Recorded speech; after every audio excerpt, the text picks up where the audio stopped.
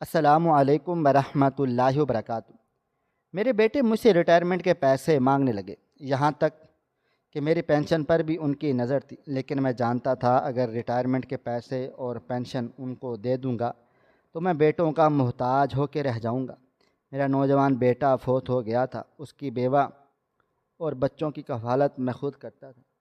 میری دوسری بہو کو یہ بات پسند نہ تھی، اس لیے میری بہو نے مجھ پر الزام لگا دیا کہ میرا اپنی بیوہ بہو کے ساتھ غلط قسم کے تعلقات ہیں۔ یہ سن کر مجھے گہرا صدمہ لگا۔ ایک روز رات کو میری بہو نے میری بیوہ بہو کو کہا کہ سسر کی طبیعت بہت زیادہ خراب ہے، وہ آپ کو کمرے میں بلا رہے ہیں۔ جیسے ہی وہ کمرے میں گئی تو انہوں نے دروازہ پیچھے سے بند کر دیا اور میرے بیٹوں کو بلا کر میری عزت کا جنازہ نکالا۔ میں اپنی زوجہ محترمہ کو یاد کر کے غمگین ہو رہا تھا، تبھی میری بہو چہرے پر پریشانی لیے میرے کمرے میں حاضر ہوئی۔ میں اس کو دیکھ کر حیران و پریشان رہ گیا تھا۔ وہ اس وقت سب خیر تو ہے نا؟ کہیں اس کے کسی بچے کی طبیعت تو خراب نہیں ہوگی جو وہ مجھے بلانے چلی آئی ہے؟ اس سے پہلے کہ میں اس سے سوال کرتا، باہر سے کنڈی لگنے کی آواز آئی تھی، اور پھر اس کے بعد جو آوازیں میرے کانوں سے جا کر ٹکرائیں وہ ناقابل بیاں تھیں۔ میرے اپنے بچے کہ اپنے بارے میں یہ خیالات سن کر میں نڈھال سا ہو گیا۔ سوچنے لگا نہ جانے تربیت میں کون سی کمی کوتاہی رہ گئی تھی جو وہ بڑھاپے میں مجھے یہ صلہ دے رہے تھے۔ دروازہ کھولیں ابا جی، اس سے پہلے کہ میں یہ دروازہ توڑ دوں۔ دروازہ کھول دیں، آپ کو شرم نہیں آئی اس عمر میں یہ حرکتیں کرتے ہوئے، وہ بھی اپنے مرحوم بیٹے کی بیوی کے ساتھ، جسے آپ بیٹی بیٹی کہتے نہیں تھکتے؟ کیا یہ صرف بیٹی کہنا یا ماننا ہمارے سامنے ہے، اور بند کمرے میں نہ جانے تم لوگ کیا کیا کرتے ہو؟ میرے بیٹے احسن کی آواز اونچی معلوم ہو رہا تھا کہ وہ کتنے غصے میں ہے۔ جب تک میں نے دروازہ نہیں کھولا اس کی آواز میں بدستور اضافہ ہوتا چلا گیا۔ وہ مختلف تڑپا دینے والے جملے ادا کرتا جو میرے جگر کو چھلنی کر رہے تھے۔ تبھی باہر سے آتی آوازوں میں ایک نسوانی آواز ابھرنے، چھوڑیے جی، میں تو کب سے آپ کو یہی کہہ رہی ہوں کہ ابا جی پر نظر ثانی کرنے۔ آج کل ان کی اور چھوٹی بہو رانی کی حرکتیں ناقابل حد تک مشکوک ہیں۔ بہانے بنانے سے تنہائی تلاش کرتے ہیں اور اکثر اکٹھے پائے جاتے ہیں۔ آج کل تو چھوٹی رانی صاحبہ چائے کے 2 کپ لیے چھت پر جا بیٹھتی ہیں۔ وہ ابا جو گلی میں 2 قدم بھی نہیں اٹھا سکتے، وہ بہو کا ساتھ دینے کے لیے چھت پر پہنچ جاتے ہیں۔ نہ جانے پورا دن وہاں کیا کرتے رہتے ہیں۔ ہم تو بچوں میں مصروف رہتی ہیں اور ان کے مزے لگ جاتے ہیں۔ وہ دونوں ہر سوچ سے آغاز لمبی گفتگو کرتے ہیں۔ ایک بار تو میں نے رانی کو ابا جی کے کندھے پر سر رکھ کر بیٹھے ہوئے بھی دیکھا ہے۔ حقارت سے بھرے اس لہجے میں سوائے کردار کشی اور الزام تراشی کے کچھ نہ تھا۔ میں نے نظریں چرا کر بہو کی طرف دیکھا تو وہ جیسے ساکن ہو گئی۔ اتنے الزام سننے کے بعد وہ سن ہو کر کھڑی ہو گئی، جیسے وہ ہر احساس سے عاری ہو گئی ہوں۔ بس آنکھوں سے آنسو ٹپک رہے تھے جو اس کے غمزدہ ہونے کی نشانی تھی۔ عبداللہ کی وفات کے بعد وہ اکثر ہی روتے ہوئے پائی جاتی۔ وہ گھنٹوں اپنے شوہر کو یاد کر کے روتی رہتی۔ ماں باپ اس کے وفات پا چکے تھے، اس کی دلجوئی کرنے والا کوئی بھی نہیں تھا۔ وہ میری بیٹی کی عمر کی تھی۔ اس کو میں اس حال میں دیکھ کر میرا دل کتنا کٹتا تھا۔ باہر سے آتی آوازوں میں ایک اور آواز کا اضافہ ہوا جو میرے چھوٹے بیٹے ندیم کی تھی۔ ابا جی کیا ہو رہا ہے اندر؟ دروازہ کیوں نہیں کھولتے؟ بھابھی کہاں ہے؟ وہ اندر کیا کر رہی ہے اور کنڈی کیوں لگائے ہوئے ہیں آپ لوگوں نے؟ ایسا ہی کوئی مسئلہ تھا تو ہمیں بلا لیا ہوتا، آپ کو شرم آنی چاہیے۔ گھر میں بھی آپ ٹھڑک سے باز نہیں آتے۔ یہ کیا عمر ہے آپ کی ان کاموں کی؟ آپ کے قبروں میں پاؤں ہیں اور حرکتیں اتنی چھچوری کہ سوچ کے بھی ہمیں گھن آ رہی ہے۔ میں تو ان کی باتیں سن کر حیران ہو رہا تھا۔ ہاتھ سے جیسے کسی نے طاقت چھین لی ہو اور قوت گویائی جیسے میں محروم ہو کر رہ گیا۔ سمجھ نہیں آتی تھی کہ کیا ہوگا۔ میرے ان دونوں کے غصے اور باتوں کو دیکھ کر لگتا تھا جیسے وہ مجھے مار ڈالیں گے۔ وہ مسلسل دروازہ پیٹ رہے تھے۔ ان کم عقلوں کو اتنی بھی عقل نہ تھی کہ دروازہ اندر سے نہیں بلکہ باہر سے بند ہے۔ وہ مسلسل دروازہ پیٹ رہے تھے۔ ایسا لگتا تھا کہ دروازہ توڑ کر اندر گھس کر مجھے جان سے مارنا چاہتے ہیں۔ دراصل وہ اس بات کا غصہ نہیں نکال رہے تھے کہ میں اندر بہو کے ساتھ کیا کر رہا ہوں، بلکہ وہ تو اس بات کا غصہ نکال رہے تھے کہ ان کے ہزار بار اصرار کرنے پر میں نے اپنی ساری جائیداد ان کے نام پر نہیں کروائی تھی۔ ابھی تک اپنی پینشن لینے بھی میں خود جایا کرتا تھا۔ انہوں نے مجھے کئی بار کہا کہ پینشن کا آپ ہمیں کہہ دیا کریں، آپ اتنی دور سفر نہیں کر سکتے، اب آپ بوڑھے ہو چکے ہیں، کب تک بسوں کے دھکے کھاتے ہوئے پینشن لینے جایا کریں گے؟ لیکن میں نہیں مانا۔ مجھے معلوم تھا کہ وہ اس پینشن کا کیا حال کر دیں گے۔ میں خود جیتے جی اپنی پینشن کو ترس جاؤں گا اور ایک پھوٹی کوڑی کے واسطے دوسروں کا محتاج ہو کر رہ جاؤں گا۔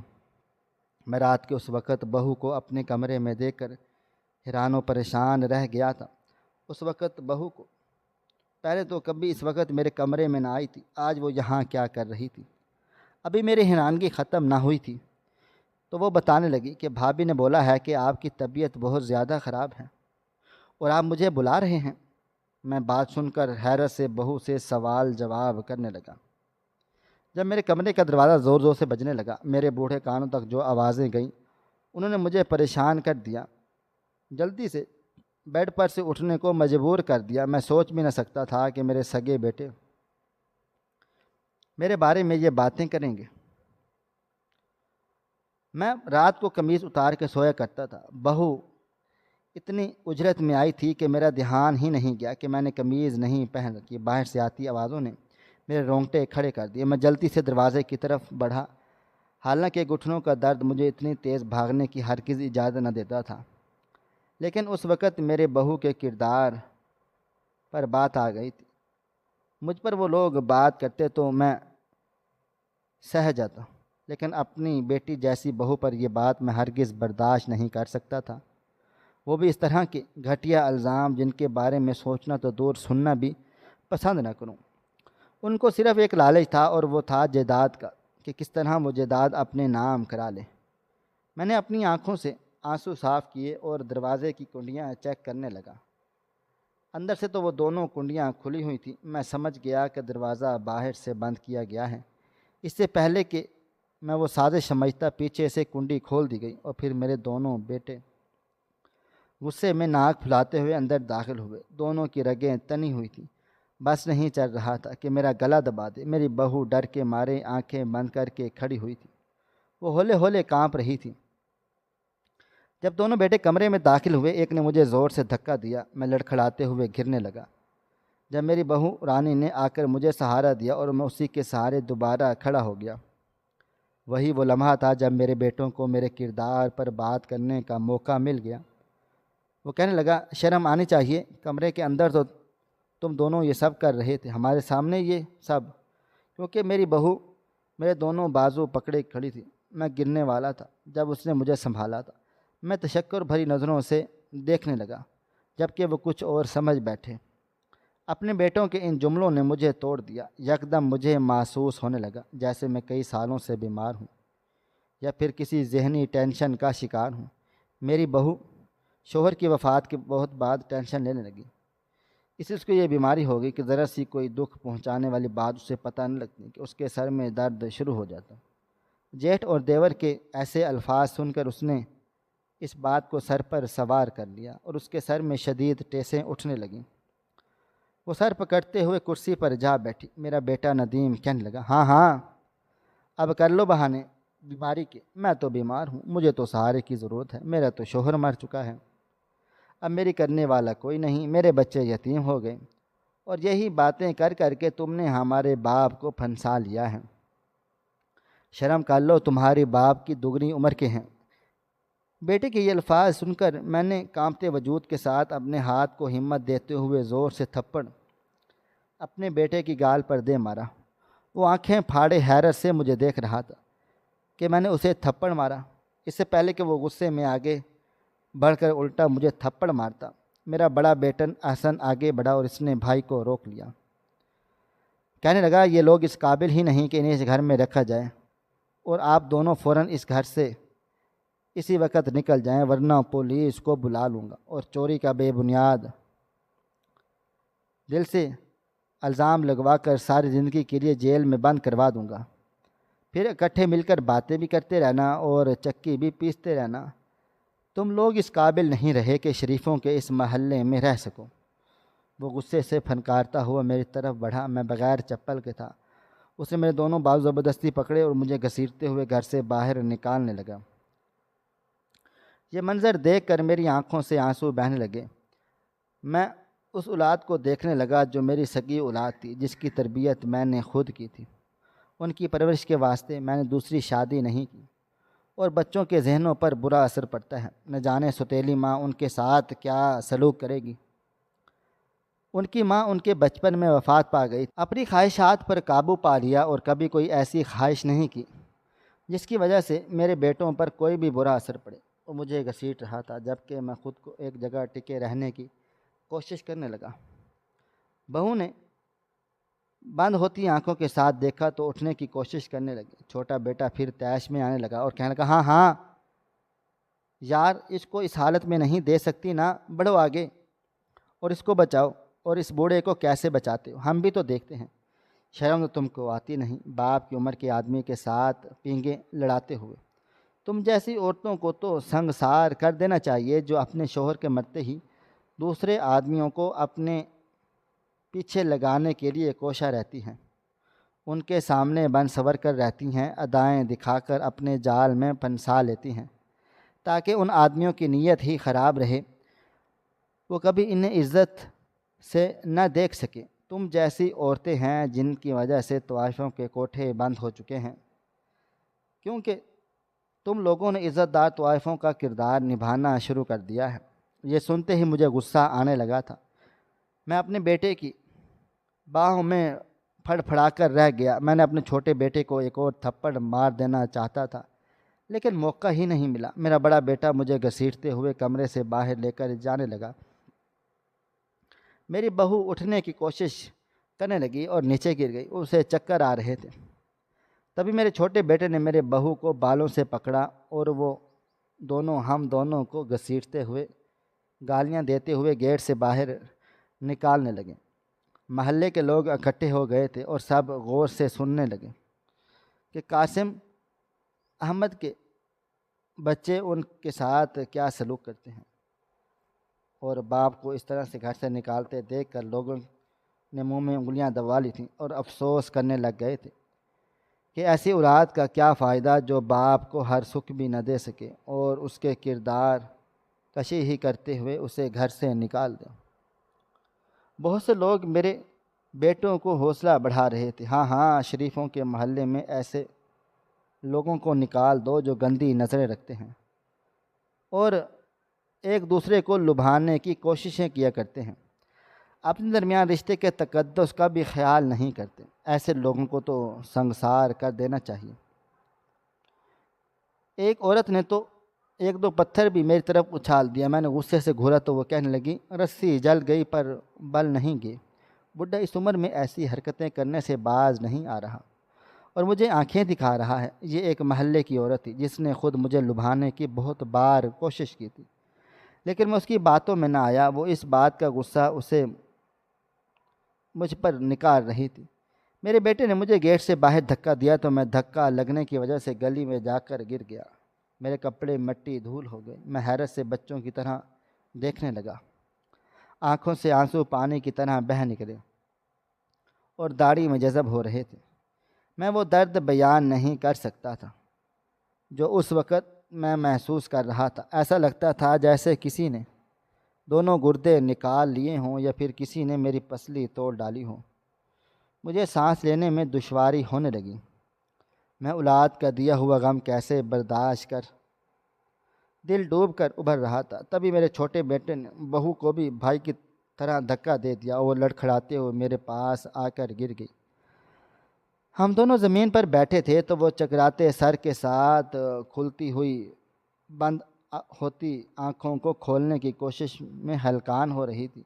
شاید اس کے دل و دماغ نے کام کرنا چھوڑ دیا تھا، اسے کچھ بھی سمجھ میں نہیں آ رہی تھی۔ پہلے وہ شوہر کے کھو چکی اور اب عزت کو بھی مسلسل اس کے کردار کشی کی جا رہی تھی۔ محلے کے کچھ لوگ میرے بیٹوں کے ہم نوا ہونے لگے اور مجمع سا بن گیا۔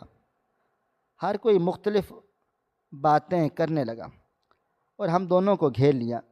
ایک عورت نے تو جوتوں کا ہار تیار کیا اور میرے گلے میں ڈال دیا۔ میں نے جوتوں کا ہار کو گلے میں دیکھا تو حیران رہ گیا، یہ میرے ساتھ کیا ہو رہا ہے؟ میں رونے کے سوا کچھ بھی نہیں کر سکتا تھا۔ اتنے بڑے الزام لگنے کے بعد میرے اندر طاقت ہی نہیں رہی تھی کہ اپنے حق میں کچھ بول پاتا۔ جب اپنے حق میں نہیں بول سکتا تو بہو کے لیے کیا بولتا؟ لوگوں کو تو اور زیادہ شک ہونے لگتا کہ ہم دونوں یقیناً کسی غلط کام میں ملوث تھے، اس لیے ہی ایسا کچھ کر رہے ہیں۔ میری بہو نیم بے ہوشی کی حالت میں تھی۔ ایک عورت نے جوتے پالش کرنے والی پالش اٹھائی اور میرے بہو کے چہرے پر مل ڈالی۔ اس کے بعد میری طرف قدم بڑھائے تاکہ وہ میرے منہ پر لگا سکے۔ میں نے اسے دھکا دینا چاہا تھا تو میرے بیٹے نے میرے بازو پکڑ لیے۔ اس عورت نے میرے منہ پر ساری کالک مل دی۔ ایک دوسری عورت نے تو توا اٹھا لیا اور وہاں سے کالک اٹھا کر ہم دونوں کے چہرے پر لگانے لگی۔ ہم لوگوں کو دیکھ کر گھبرا چکے تھے، سمجھ نہیں آ رہا تھا کیا کریں۔ میں بوڑھا آدمی، آج تک کبھی ایسے حالات نہ دیکھے تھے۔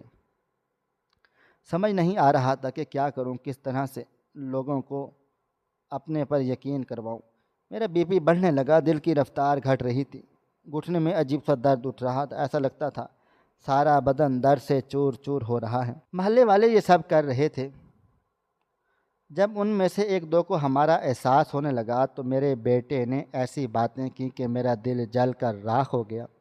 وہ کہنے لگا، اگر آپ اپنے باپ کو اپنی دیورانی کے ساتھ غلط کام کرتے ہوئے دیکھیں گے تو پکڑیں گے نہیں، یا پھر ان دونوں کی شادی کرا دیں گے، یا اگر آپ کو اتنا ہی احساس ہو رہا ہے تو ایسا کیجئے، ان دونوں کے تعلق کو ختم کرنے کے لیے آپ ہمارے باپ سے شادی کر لیجیے، تاکہ ہماری بھی عزت بچ جائے اور ہمارے محروم بھائی کی بھی، جو نہیں جانتا تھا کہ وہ کس رقاصہ کو بیاہ کر لایا ہے۔ یہ سن کر وہ عورتیں جو میرے حق میں بول رہی تھی چپ چاپ ہو گئیں۔ احسن کے لفظ رقاصہ استعمال کرنے پر میرے بہو نے زور سے آنکھیں میچی تھی۔ مجھے معلوم ہوا تھا اس کی طبیعت بہت زیادہ خراب ہو رہی ہے، ممکن تھا کہ وہ ابھی جان دے دیتی۔ ہاشم دورانی جو ہمارا ہی محلے دار تھا، اس نے چند پتھروں کے ٹکڑے اٹھائے اور کہنے لگا، ایسے لوگوں کو سنسار کر دینا چاہیے، اور یہ قابل لوگ نہیں ہیں اس کے محلے میں رہیں۔ آج یہ کر رہے ہیں تو کل ان کی صحبت میں ہمارے بچے سیکھیں اور پھر بھی وہی کرنے لگیں گے۔ عزت داروں کی بیٹیاں گھروں میں محفوظ نہیں رہیں گی۔ یہ کہتے ہوئے وہ مجھے پتھر مارنے لگا۔ باقی لوگ بھی پتھر اٹھانے کے لیے دوسری طرف بڑھے۔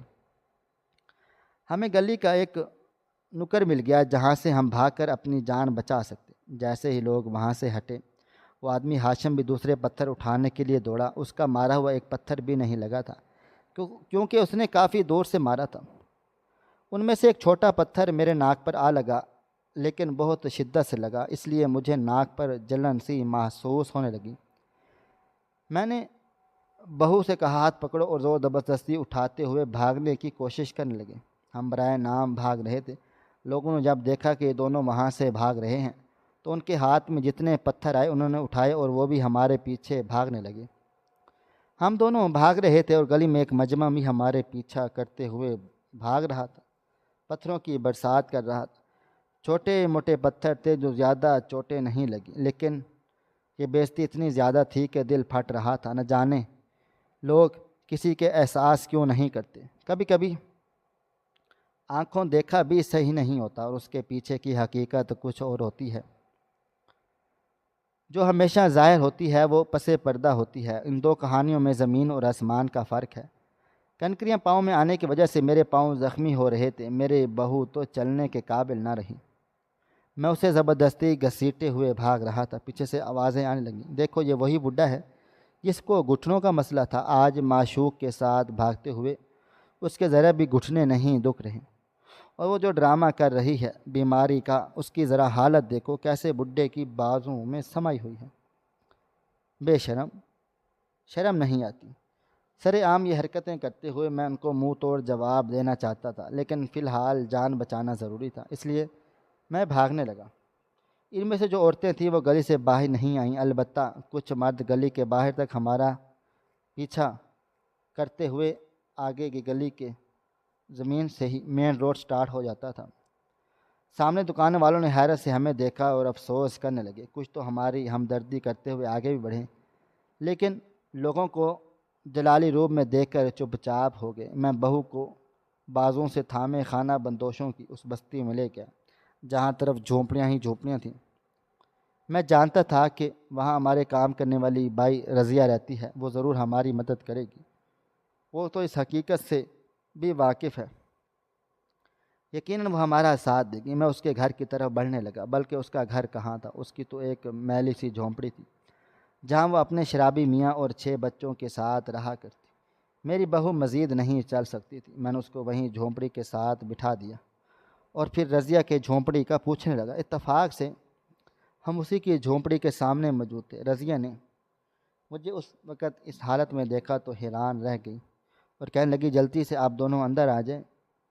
میں اسے کچھ کہنے کے لیے بڑا ہی تھا جب وہ کہنے لگی، صاحب آپ بعد میں مجھے بتا لیجئے گا، لیکن فی الحال آپ کی یہ حالت نہیں ہے، آپ دونوں باہر کھڑے ہیں، اندر آ جائیں۔ وہ میری بہو کو بازوں سے تھامے اندر لے جانے کی کوشش کرنے لگی، لیکن وہ اسے اٹھا نہیں پا رہی تھی، اس لیے میں نے اس کا ساتھ دیا اور ہم تینوں جھونپڑی کے اندر داخل ہو گئے۔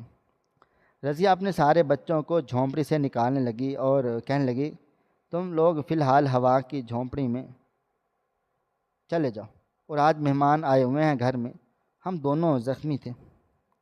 ہم دونوں کو دیکھ کر رضیہ نے اپنے بڑے بیٹے کو مرہم پٹی کے لیے چیزیں لانے کو پاس کی دکان کی طرف دوڑا دیا۔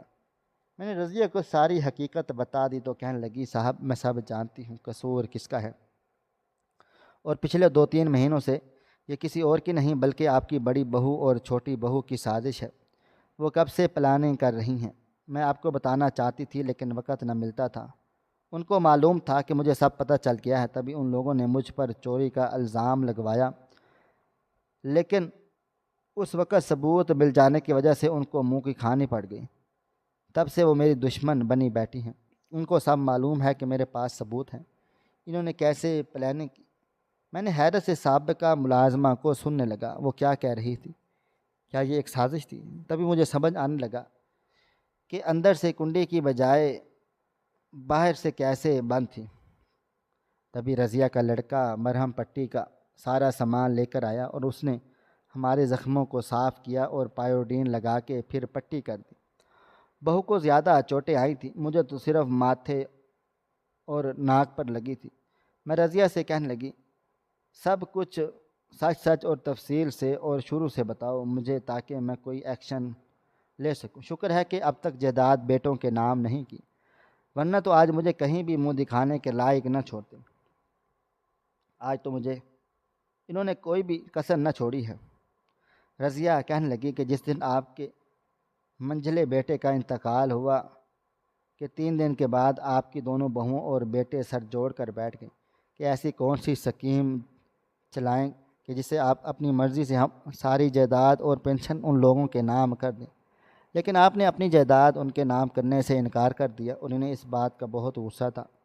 بیٹے تو فراموش کر گئے، لیکن بہو نے ہر حال میں جائیداد نام کرانے کی سوچ لی، کیونکہ وہ سوچ میں پڑ گئی تھی کہ کہیں آپ سب کچھ رانی کے نام نہ کر دیں، کیونکہ وہ ایک بیوہ ہے، دوسرا اس کے 3 بچوں کا ساتھ بھی ہے، اور پھر آپ زیادہ رانی سے گھل مل چکے تھے تو ان کے دل کھٹکنے لگے اور انہوں نے شوہروں کو ورگلانا شروع کر دیا کہ کسی طرح سے جائیداد نام کروا لو۔ جب وہ دونوں اپنی بیویوں کے کہے میں نہیں آئے تو انہوں نے آپ کو اور رانی کو گھر سے نکالنے کی سازش کر ڈالی۔ میں نے یہ سب موبائل فون میں ریکارڈ کر لیا، لیکن جب انہیں پتہ چلا میرے پاس ثبوت ہے، انہوں نے مجھ سے موبائل فون چھین لیا۔ وہ تو میرے ہوتے ہوئے یہ کرنا چاہتے تھے، لیکن میں نے یہ کرنے نہ دیا۔ اسی پداش میں انہوں نے مجھے گھر سے نکلوا دیا۔ یہ کہتے ہوئے وہ 2 منٹ سانس لینے کو رکی۔ میری بہو بالکل ہوش و حواس سے بیگانہ ہو چکی۔ اسے پین کلر دینے کے بعد میں اور رضیہ آپس میں گفتگو کرنے لگے۔ رضیہ کہنے لگی، اب آپ کیا کریں گے، کیسے واپس جائیں گے؟ محلے والے تو آپ کو محلے میں قدم نہیں رکھنے دیں گے، اگر آپ زبردستی وہاں رہے بھی صحیح تو آپ کا جینا محال کر دیں گے۔ وہ ملازم ہو کر ہمارا بھلا سوچ رہی تھی اور میرے جوان جہاں بیٹے مجھ پر کس قدر برے اور گھٹیا الزامات لگا رہے تھے۔ یہ سوچتے ہی ایک بار پھر آنسو میرے پلکوں کو بھگونے لگے۔ میں نے خود پر صبر کیا اور رضیہ کو کہنے لگا آج رات تو تم یہیں رک جائیں گے، اس کے بعد میں کورٹ میں کیس کر دوں گا، وہ لوگ میرا گھر خالی کر دیں، کیونکہ میں نے ابھی تک ان کے نام جائیداد نہیں کی اور کل مجھے پینشن بھی تو ملنے والی ہے۔ اگر وہ لوگ گھر سے نہیں نکلیں گے تو میں ان کے پر کیس کر سکتا ہوں۔ رضیہ سن کر کہنے لگی بالکل صحیح فیصلہ کیا ہے آپ نے، کہیں تو میں محلے میں جا کر سن گن لے آؤں پیچھے سب کیا ہو رہا ہے۔ میں نے رضیہ کو روک دیا اور کہنے لگا کل جب پولیس ان کے گھر خالی کرنے کا بولے تو انہیں خود سمجھ آ جائے گی کہ انہوں نے اپنے باپ کے ساتھ کیسا سلوک کیا ہے۔ میں اب تک ان کے ساتھ شفقت برتتے ہوئے آ رہا تھا، لیکن اب نہیں، بہت ہو گیا۔ اب انہوں نے میرے کردار کشی کی، مجھے اور میری بہو کو گھر سے نکالا، ایسا تو نہیں ہو سکتا۔ وہ بہت سکون سے اس گھر میں رہیں، میں انہیں رہنے دوں گا، چاہے وہ میرے اپنے بچے ہی صحیح، لیکن انہیں راہ راست پر لانا ضروری ہے، ورنہ میرے مرنے کے بعد وہ لوگ ایک دوسرے کا جینا حرام کر کے رکھ دیں گے۔ محلے والوں کو بھی وہی صحیح لگا، میں نے ان کی نظریں میں مر کر بھی برا رہوں گا، میں تو مر جاؤں گا، لیکن میری بہو رانی کا کیا ہوگا؟ ساری رات جاگتے ہوئے گزر گئی، لیکن میری بہو سوتی رہی۔ صبح وہ اٹھی تو اس کی طبیعت بہت بوجھل تھی، اٹھتے ساتھ ہی اپنے بچوں کا پوچھنے لگی، نہ جانے ان ظالم درندوں نے میرے بچوں کا کیا حال کیا ہوگا، انہوں نے کھانا بھی کھایا ہوگا یا نہیں۔ اس کا چھوٹا بیٹا محض 3 سال کا تھا، وہ کیسے رہ رہا ہوگا؟ وہ رونے لگی تو میں نے اسے تسلی دی۔ جب میرا وکیل اور پولیس گھر میں داخل ہوئے تو میرے دونوں بیٹے میرے اقدام پر حیران رہ گئے، ایک دوسرے کو کوسنے لگے کہ پہلے ہی جائیداد نام کرا لیتی تو آج یہ نوبت نہ آتی، مجبوراً انہیں گھر سے نکلنا پڑا۔ تب مجھے سمجھ آ گئی کہ مجھے جلدی جائیداد کا بٹوارا کر دینا چاہیے، یہ نہ ہو کہ کل کو یہ رانی بہو کا جینا حرام کر ڈالوں۔ محلے والوں نے تو انگلیاں منہ میں دبا رکھی تھی کہ ایک باپ اپنے بچوں کے ساتھ ایسا کیسے سلوک کر سکتا ہے، انہیں بغیر کسی وجہ سے جائیداد سے کیسے آگ کر سکتا ہے۔ یہ وہ فراموش کر چکے تھے کل کو میرے سگے بیٹوں نے میرے ساتھ کیا سلوک کیا ہے، کسی باپ کو رسوا کر کے گھر سے نکلوا دیا ہے۔ بہرحال میں کوئی بھی بحث نہیں کرنا چاہتا تھا اور اپنے مرنے سے پہلے فیصلہ کر لینا چاہتا تھا، اس لیے میں نے جائیداد کو 2 برابر حصوں میں بانٹا، ایک حصہ رانی کے نام کر دیا اور دوسرا اپنے باقی دونوں بیٹوں کے نام، اور پینشن بھی رانی کے نام لگوا دی، یہ کہتی ہی وہ میری بیوہ بیٹی ہے اور میرے مرنے کے بعد اسے پینشن ملنی چاہیے۔ جیسے ہی پینشن منظور ہوئی مجھے تسلی ہو گئی کہ میرے مرنے کے بعد رانی اور اس کے بچوں کا کوئی تکلیف نہ ہوگی۔ محلے والوں نے میرے بچوں کا جینا حرام کر کے رکھ دیا تھا۔ تبھی ایک روز میرے بیٹے کے ہاتھوں میں رضیہ کا وہ موبائل فون لگ گیا۔ دراصل ہوا کچھ یوں کہ اس کی چھوٹی بیٹی رانیہ موبائل سے کھیل رہی تھی، جب ایک وائس جو ریکارڈ کی گئی تھی وہ چل رہی۔ میرا بیٹا جو پاس بیٹھا اخبار پڑھ رہا تھا، جب اس نے سنی تو وہ حیران رہ گیا کہ اس کی بیوی اور اس کی دیورانی یہ کیسی باتیں کر رہی ہیں۔ وہ سسر اور دیورانی کے خلاف سازش پلان کر رہی تھی۔ بیٹے نے ساری باتیں سنی تو چھوٹے بھائی کے پاس گیا اور اسے ساری حقیقت گوش گزار کر دی۔ دونوں نے بیویوں کو بلایا اور خوب بےعزتی کی اور طلاق دینے کی دھمکی دے ڈالی۔ دونوں پاؤں میں بیٹھ گئیں اور معافیاں مانگنے لگیں، کہنے لگیں سارے محلے کو اکٹھا کر کے حقیقت بتا دیں گے، ہمیں طلاق مت دیجیے، ابا اور رانی بھی واپس لے آئیں، ہمیں ساری زندگی بغیر کوئی لفظ منہ سے نکالے ان کی خدمت کریں گے، ان کی خدمت میں کوئی کسر باقی نہ رکھیں گے۔ بیٹے کہنے لگے کس منہ سے اس باپ کے پاس جائیں جس کو خود اس گھر سے دھکے دے کر نکالا تھا؟ وہ سب پیشیماں تھے۔ سارے محلے کو اکٹھا کیا اور مجھے زبردستی بلوایا گیا، یہ کہہ کر کہ میرے بیٹے کا ایکسیڈنٹ ہو گیا ہے۔ جب میں گھر کے سامنے آیا تو حیران و پریشان رہ گیا۔ میں سوچنے لگا کہیں یہ لوگ پھر مجھے مروانے کا تو نہیں سوچ رہے جائیداد کے لالچ میں، لیکن وہ دونوں میرے پاؤں میں گر کر معافیاں مانگنے لگے۔ محلے والے حیران رہ گئے اور بہوؤں کو باتیں سنانا شروع کر دی۔ لوگ مشورہ دینے لگے کہ تم دونوں بیویوں کو طلاق دے دو، ایسی بیویاں گھر نہیں بسنے دیتی، کل کو تمہاری بیٹیاں بھی ماؤں سے یہی سیکھیں گی۔ لیکن میں نے بیٹوں کو منع کر دیا، کہا تم لوگ اپنی زندگی میں خوش رہو، میں اپنی بیٹی رانی کے ساتھ خوش ہوں۔ اگلے ہفتے میں نے رانی اور حامد کا نکاح رکھ دیا ہے۔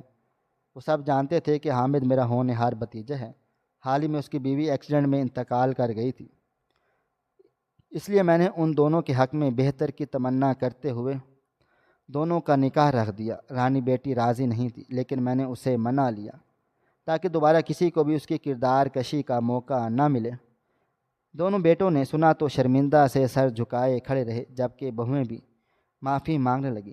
میں نے سب کو معاف کیا اور واپس لوٹ آیا۔ میں ان سب کو رانی کی شادی کا کارڈ دے آیا تھا۔ محلے والے بھی معافیاں مانگنے لگے، لیکن ایک بار عزت چلی جائے تو ہزار معافیاں مانگنے سے بھی واپس نہیں لوٹتی۔ میں بھی وہاں واپس نہیں جانا چاہتا تھا، اس لیے اپنے آبائی گھر میں رہائش اختیار کر لی ہے۔ ہماری آج کی کہانی آپ کو کیسی لگی؟ کومنٹ باکس میں اپنی رائے کا اظہار ضرور کریں، اور مزید اس طرح کے سبق آموز کہانیاں سننے کے لیے ہماری ویڈیوز کو لائک کریں، شیئر کریں اور ہمارے چینل کو سبسکرائب کر لیں۔ شکریہ۔ اللہ حافظ۔